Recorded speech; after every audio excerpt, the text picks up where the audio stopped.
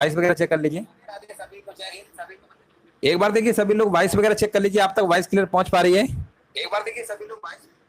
चलिए, good morning सभी को, गुड मॉर्निंग सभी को, जय हिंद सभी को, वंदे मातरम। चलिए क्वेश्चन नंबर देखिए यहाँ पर, पहले नंबर का देखिए, आपको यहाँ पर जवाब देना है। पूछा गया निम्नलिखित में से कौन प्रारंभिक मध्यकाल में जैन धर्म का केंद्र नहीं था? बताइए कौन प्रारंभिक मध्यकाल में जैन धर्म का केंद्र नहीं था? तो आप कहेंगे यहाँ पर आपका कौन नहीं था? एलोरा था, दिलवाड़ा था, श्रवण बेलगोला भी था। बचा कौन सा? नागपट्टनम नहीं था। याद रखिएगा, आंसर आपको लगाना होगा विकल्प नंबर बी वाला। जिनका भी जवाब विकल्प नंबर बी आ रहा है, बिल्कुल सही जवाब दिए, ऑप्शन नंबर जाएगा यहाँ पर विकल्प नंबर बी के साथ। जिनका भी जवाब विकल्प नंबर बी आ रहा है, बिल्कुल सही जवाब दिए। आगे बढ़ते हैं। हाँ बिल्कुल, देखिए करेक्ट आंसर आपका हो जाएगा। यहाँ पर नागपट्टनम आपका जैन धर्म का केंद्र नहीं था प्रारंभिक मध्यकाल में, याद रखिएगा। एलोरा महाराष्ट्र में स्थित एक यूनेस्को विश्व धरोहर स्थित है आपका एलोरा, आप जानते ही हैं, है ना। चलिए आगे बढ़ते हैं। दिलवाड़ा जो है ये भी आपका जैन मंदिरों का एक समूह है, दिलवाड़ा मंदिर आपका।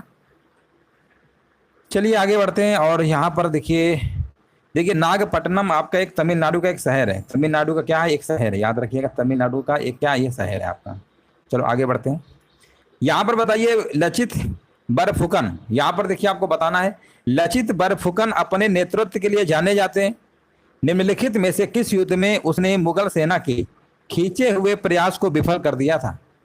मुगल सेना के खींचे हुए प्रयास को विफल कर दिया था, किस युद्ध में कर दिया था? आपको बताना। लचित बरफुकन अपने नेतृत्व के लिए जाने जाते हैं, और ये जो युद्ध था आपका सराय घाट का युद्ध था, याद रखिएगा।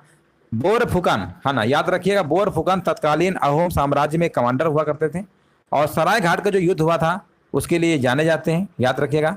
सराय घाट का जो युद्ध है आपका 1671 में हुआ था। 1671 में हुआ था, आंसर याद रखिएगा। 1671 में आपका हुआ था सराय घाट का युद्ध। सराय घाट का युद्ध कब हुआ था? 1671 में हुआ था, याद रखिएगा। मुगल साम्राज्य और अहोम साम्राज्य के बीच आपका हुआ था। सराय घाट के पास ब्रह्मपुत्र नदी पर लड़ा गया था एक युद्ध, याद रखिएगा। आंसर लगाइए विकल्प नंबर सी, विकल्प नंबर बी। चलिए आगे बढ़ते हैं। और यहां पर देखिए आपको बताना, नेक्स्ट प्रश्न आपसे पूछा गया, छत्रपति शिवाजी महाराज को डैश डैश के रूप में भी जाना जाता था? किसके रूप में जाना जाता था छत्रपति शिवाजी महाराज को? और यहां पर देखिए बताया जा रहा है, उन्हें हम भारतीय नौसेना के पिता के रूप में जानते हैं। भारतीय नौसेना के पिता के रूप में जानते हैं, यानी भारतीय नौसेना के जनक कहेंगे। आंसर लगाइए विकल्प नंबर बी नंबर। जिनका भी बी नंबर आ रहा है, बिल्कुल करेक्ट आंसर आपका यहाँ पर हो जाएगा। अगला प्रश्न बताइए। और यहाँ पर देखिए आपको जवाब देना है, वह सुल्तान कौन था जिसने श्री नामक नया नगर बसाया? वह सुल्तान कौन था जिसने श्री नामक नया नगर बसाया? यहाँ पर आपको बताना है, आंसर क्या होगा।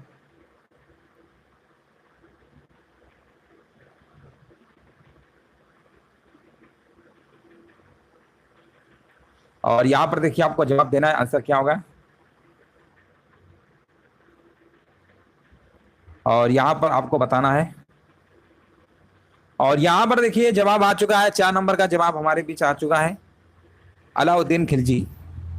श्री नामक नया नगर बसाया था, वो सुल्तान कौन था? उनका नाम था अलाउद्दीन खिलजी। श्री नामक जो है नया नगर आपका बसाया था, आंसर जाएगा सी के साथ। सिंधु घाटी सभ्यता बताइए, सिंधु घाटी सभ्यता निम्नलिखित में से किस प्रकृति की थी? कई बार हमने बताया है, सिंधु घाटी की जो सभ्यता थी आपकी, ये नगरी थी। कैसी थी? नगरी थी। और नगरी है तो ऑप्शन कौन सा लगाएंगे? विकल्प नंबर आपको लगाना पड़ेगा बी नंबर के साथ। चलिए बहुत बढ़िया, बिल्कुल सही जवाब दिया गया। अगला प्रश्न बताइए।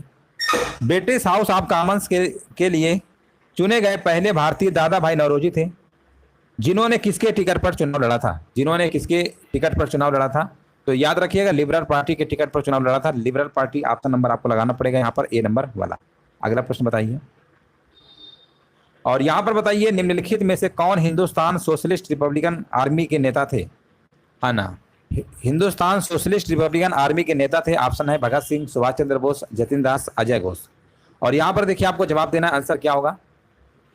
देखिए HSRA की जो स्थापना राम प्रसाद बिस्मिल ने किया था, याद रखिएगा। और HR से जुड़े जो अन्य महत्वपूर्ण व्यक्ति थे, चंद्रशेखर आजाद थे आपके, अशफाक उल्लाह थे आपके, भगत सिंह थे, सुखदेव थापर थे, है ना, काफी सारे लोग थे, जतिन दास भी थे, अजय घोष भी थे। तो जो आंसर यहाँ पे आपका जवाब अगर आपका आ रहा है पहला, तीसरा, चौथा, ये भी थे आपके पहला, तीसरा और चौथा, यानी आंसर लगाना पड़ेगा आपको बी नंबर।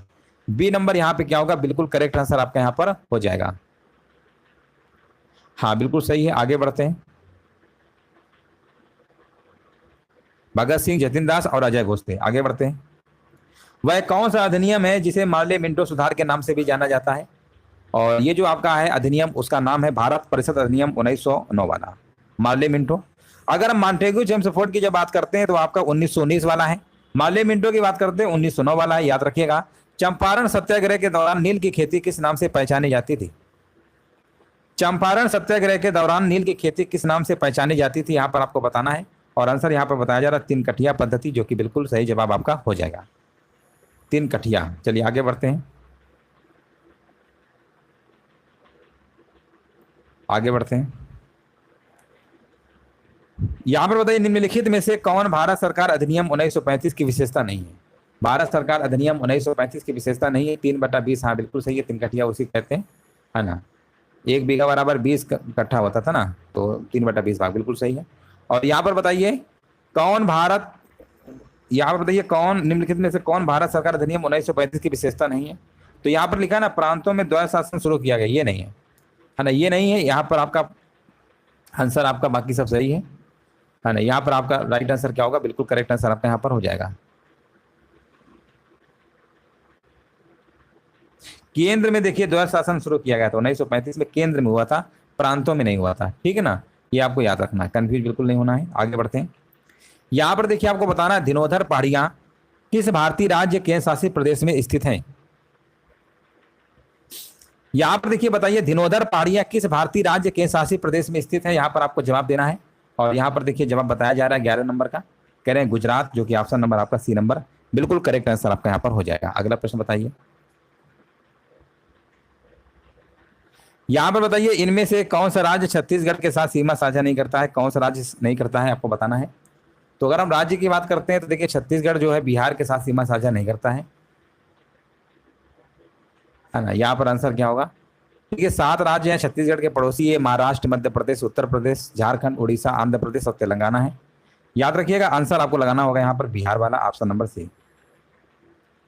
अरब सागर और फारस की खाड़ी किसके द्वारा जुड़े हुए हैं?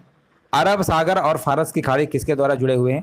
तो यहाँ पर आपका आंसर हो जाएगा होर्मुज जल डमरू मध्य, यहाँ आंसर जाएगा विकल्प नंबर सी नंबर के साथ। जिनका भी विकल्प नंबर सी आ रहा है बिल्कुल सही जवाब दे रहे हैं। अगला प्रश्न बताइए, कौन सा दर्रा कुल्लू घाटी को भारत के हिमाचल प्रदेश के लाहौल के स्पीति घाटियों से जोड़ता है? कौन सा दर्रा कुल्लू घाटी को भारत के हिमाचल प्रदेश के लाहौल और स्पीति घाटियों से जोड़ता है? उस दर्रे का नाम है आपका रोहतांग दर्रा, ऑप्शन जाएगा विकल्प नंबर सी के साथ। क्षोभ मंडल की औसत ऊंचाई कितनी है? यहाँ पर देखिए आपको बताना है। चलिए यहाँ पर बताइए, क्षोभ मंडल की औसत ऊंचाई कितनी है ना। यहाँ पर आपको कमेंट करना है, राइट आंसर बताइए क्या होगा। देखिए क्षोभ मंडल पृथ्वी के वायुमंडल की सबसे निचली परत होती है, जो सतह से लगभग आपकी 7 से लेकर 12 किलोमीटर तक होती है। तो आंसर आपको लगाना पड़ेगा यहाँ पर 13 किलोमीटर वाला आंसर लगाइए, पहला विकल्प। किस अनुसूची में राज्यों के राज्यपाल और राष्ट्रपति के वेतन भत्तों विशेषाधिकारों आदि से संबंधित प्रावधान आपके निहित हैं? बताइए किस अनुसूची में है? तो ये अनुसूची देखिए यहाँ पर आपका हो जाएगा दूसरी अनुसूची। दूसरी अनुसूची में क्या क्या है याद रखिएगा, राष्ट्रपति है, राज्यों के राज्यपाल हैं, लोकसभा के अध्यक्ष उपाध्यक्ष, राज्यसभा के सभापति उपसभापति, ये सब है, उच्च न्यायालय के न्यायाधीश, सर्वोच्च न्यायालय के न्यायाधीश, नियंत्रक महालेखा परीक्षक है। ये सब आपके वेतन भत्तों विशेषाधिकार से संबंधित प्रावधान है। ये आपकी अनुसूची नंबर दूसरी है, हाँ बिल्कुल सही है। आगे बढ़ते हैं। तीसरी अनुसूची में आपका क्या है? पदाधिकारियों के लिए शपथ और प्रतिज्ञान के प्रपत्र शामिल हैं, शपथ वगैरह इसी में। चलो आगे बढ़ते हैं।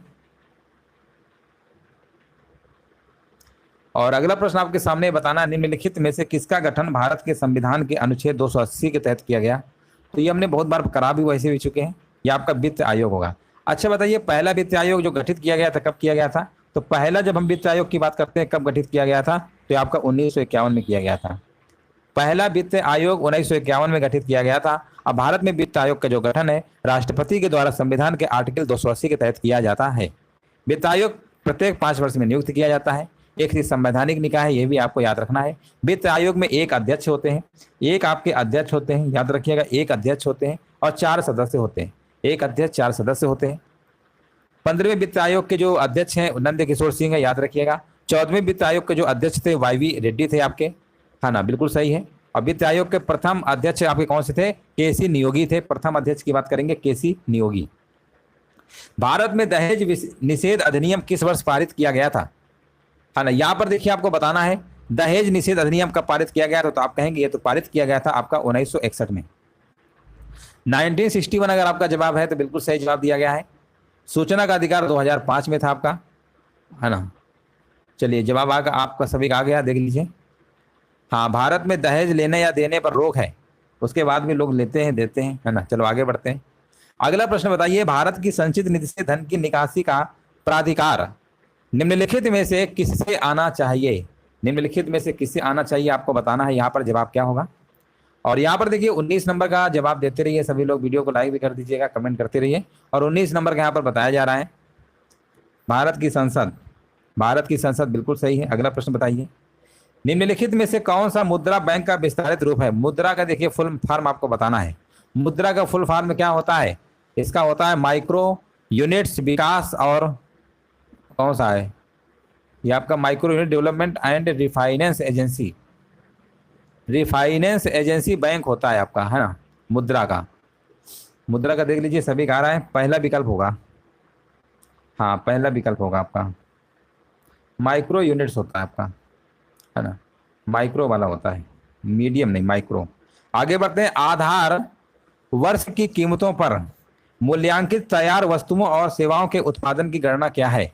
आधार वर्ष की कीमतों पर मूल्यांकित तैयार वस्तुओं और सेवाओं के उत्पादन की गणना क्या है? तो यहाँ पर आंसर आपका होगा वास्तविक सकल घरेलू उत्पाद, जिसे आप जीडीपी कहते हैं। पहला ही विकल्प आपका यहाँ पर राइट आंसर आपका यहाँ पर हो जाएगा। चलिए आगे बढ़ते हैं। भारतीय योजना के वास्तुकार, भारतीय योजना के वास्तुकार कौन है? तो ये आपके कौन है, नाम बताना है। और यहाँ पर हमारे भी जवाब आ चुका है, पीसी महालनोबिस बताया जा रहा है, जो कि बिल्कुल करेक्ट आंसर आपका हो जाएगा। ऑप्शन नंबर यहाँ पे राइट आंसर आपका यहाँ पर हो जाएगा। हाँ बिल्कुल, देखिए आपने देखा होगा दूसरी जो पंचवर्षीय योजना थी, पूछा जाता है किसके मॉडल पे आधारित थी, तो आप कहते हैं पीसी महालनोबिस के मॉडल पे आधारित थी। आपकी औद्योगिकरण जो आपका था ये इस क्षेत्र में आपका था, दूसरी वाले में, है ना। अब पहले तो हेराल्ड मॉडल पे आधारित थी, कैसे आधारित थी आपकी दूसरी वाली, इंडस्ट्री वगैरह से थे आपका, तो इसी पे आपका ही था सेकेंड पंचवर्षीय योजना। अगला प्रश्न बताइए, महारत्न का उदाहरण है, महारत्न का उदाहरण बताना है। तो यहाँ पर कौन सी कंपनी महारत्न की कंपनी है? तो आप कहेंगे महारत्न का जो है आपका, ये आपकी है भारतीय इस्पात प्राधिकरण। पहला ही विकल्प आपका यहाँ पर आंसर आपका क्या होगा? बिल्कुल सही आंसर आपका यहाँ पर हो जाएगा, है ना। महारत्न कंपनियां जो है आपकी, कई सारी कंपनियां हैं आपकी, है ना। तो यहाँ पे आंसर क्या होगा? पहला ही विकल्प आपका हो जाएगा। चलिए आगे बढ़ते हैं।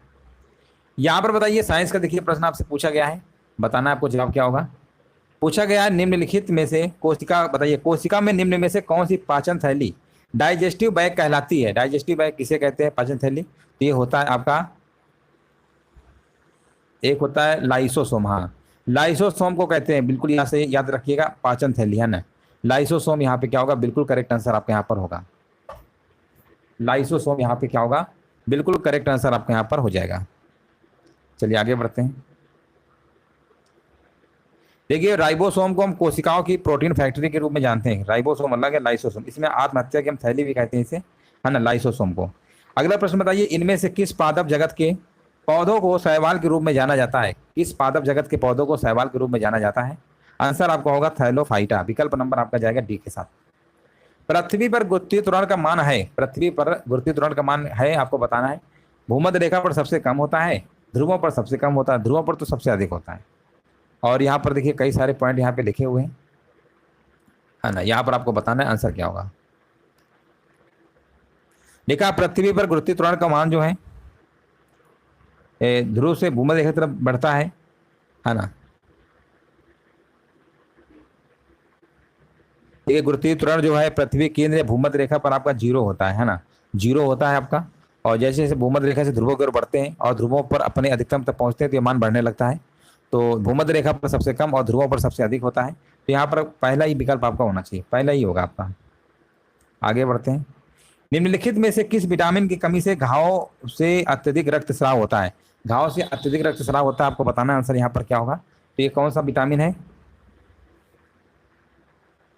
और यहाँ पर देखिए आपको बताना है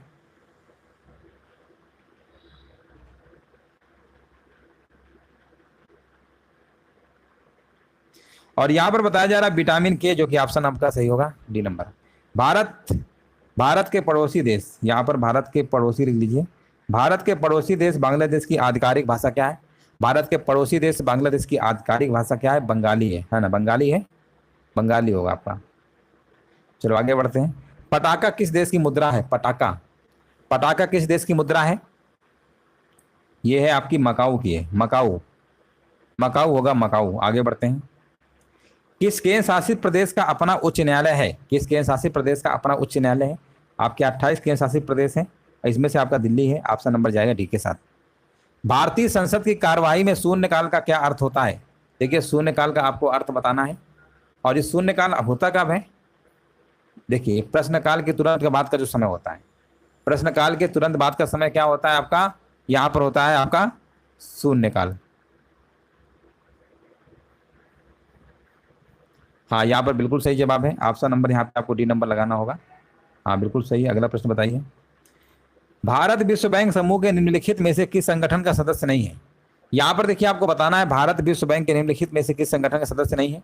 तो देखिए यहाँ पर आपका जो पहला विकल्प है आपका इंडियन डेंटल एसोसिएशन, इसका तो है आपका। अंतर्राष्ट्रीय वित्त निगम IFC का भी है। निवेश विवादों के निपटान के लिए अंतर्राष्ट्रीय केंद्र ICCSD, इसका नहीं है। बाकी बहुपक्षीय निवेश गारंटी, इसका भी है। आंसर आपको लगाना पड़ेगा यहाँ पर सी नंबर। सी नंबर यहाँ पे बिल्कुल सही है, इसका सदस्य नहीं है, बाकी सबका है। ऑप्शन नंबर आपको लगाना पड़ेगा सी नंबर। बिना मीनार वाली भारत की एकमात्र जामा मस्जिद कहाँ पर पाई जाती है? बिना मीनार वाली भारत की एकमात्र जामा मस्जिद कहाँ पर पाई जाती है? तो ये पाई जाती है आपकी चंदेरी। चंदेरी यहाँ पे क्या होगा? बिल्कुल करेक्ट आंसर आपका हो जाएगा चंदेरी। यहाँ पे बिल्कुल राइट आंसर आपका यहाँ पर हो जाएगा। चंदेरी में आपकी पाई जाती है। चलिए आगे बढ़ते हैं। भारत ने जलवायु परिवर्तन पर राष्ट्रीय कार्य योजना NAPCC कब शुरू की? हाँ ना, कब शुरू किया आपको बताना। जलवायु परिवर्तन पर राष्ट्रीय कार्य योजना ये शुरू किया था आपका दोस्तों 2008 में। कब किया था? 2008 में आपका किया था। आगे बढ़ते हैं। राष्ट्रीय एकीकरण की दिशा में योगदान के लिए कौन सा पुरस्कार दिया जाता है? राष्ट्रीय एकीकरण की दिशा में योगदान के लिए कौन सा पुरस्कार दिया जाता है? आपको जवाब देना है। और यहाँ पर आपका आंसर हो जाएगा एकीकरण, यानी ये पुरस्कार राष्ट्रीय एकता दिवस। राष्ट्रीय एकता दिवस आप सब लोग जानते ही हैं, 31 अक्टूबर को सरदार पटेल की जयंती के अवसर पर घोषित किया गया था। इसका मतलब आंसर लगाना पड़ेगा सरदार पटेल पुरस्कार। विकल्प नंबर जाएगा आपका यहाँ पर बी नंबर के साथ।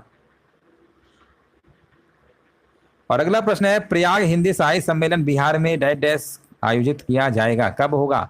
प्रयाग हिंदी साहित्य सम्मेलन बिहार में जो है ना, ये कब आयोजित किया जाएगा? तो ये किया जाएगा दोस्तों आपका मार्च 2024 में होगा।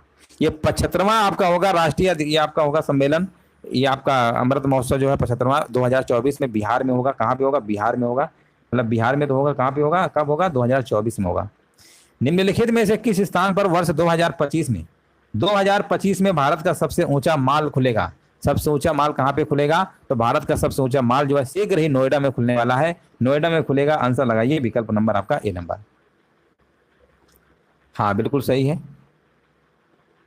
150 फीट ऊंचा होगा और इसमें 9 मंजिलें होंगी, याद रखिएगा, है ना। चलिए आगे बढ़ते हैं।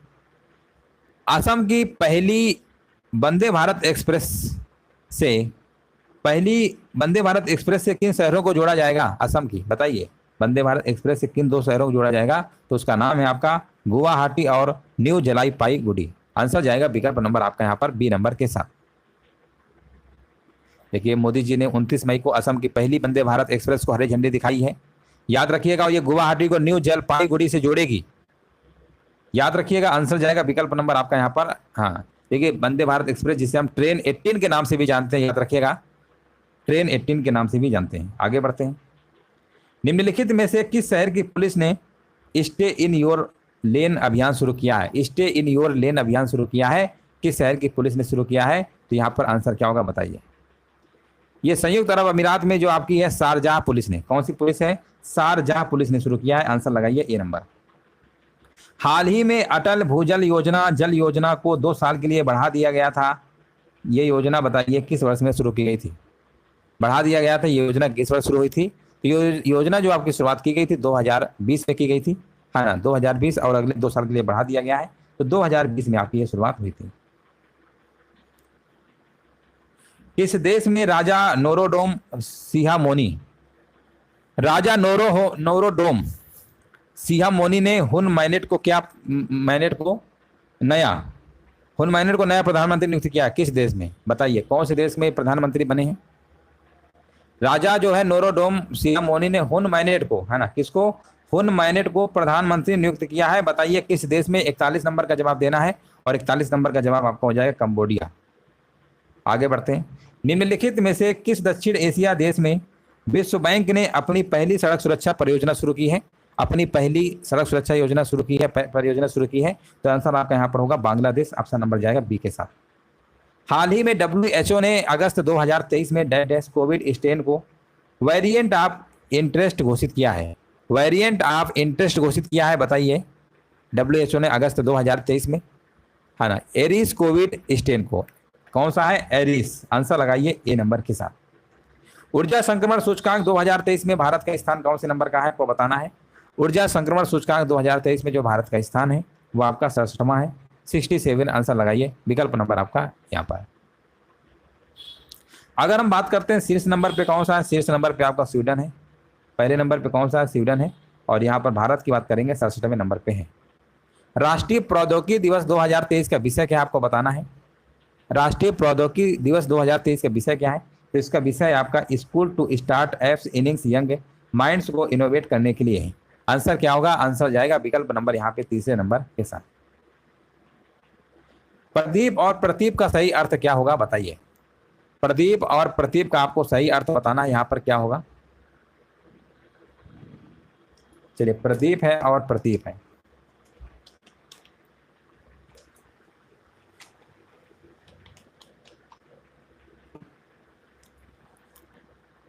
प्रदीप आपका होता है दीपक होता है, प्रतीप होता है उल्टा, लगा दीजिए विकल्प नंबर डी। विकल्प नंबर डी जिनका भी जवाब आ रहा है बिल्कुल सही जवाब दे रहे हैं। अगला प्रश्न बताइए, निम्न में से किस मुहावरे का अर्थ जो है संगत नहीं है? किस मुहावरे का जो अर्थ है आपका संगत नहीं दिया गया है? पहला है आपका नहले पर दहला मारना, करारा जवाब देना, ये तो है आपका। बत्तीसी बंद होना, चुप हो जाना, ये भी होता है। सिर का पसीना पांव तक आना, कठिन परिश्रम करना, ये भी है। जब 3 सही है तो इसका मतलब चौथा वाला आपको लगाना पड़ेगा, मजबूरी है। और लिखा है थाली का बैंगन होना। थाली का बैंगन होने का मतलब क्या होता है? इसका मतलब होता है, बताइए क्या होता है? अस्थिर विचार वाला होता है। सर्व सुलभ होना नहीं, अस्थिर विचार वाला होता है थाली का बैंगन। वाक्य प्रयोग अगर हम करें ना तो क्या करेंगे? वह तो थाली का बैंगन है, जिधर फायदा देखता है उधर लुढ़क जाता है। आगे बढ़ते हैं। वर्तनी की दृष्टि से अशुद्ध भाग का चयन करना है। अशुद्ध भाग कौन सा है? तो आप कहेंगे अशुद्ध भाग पूछा गया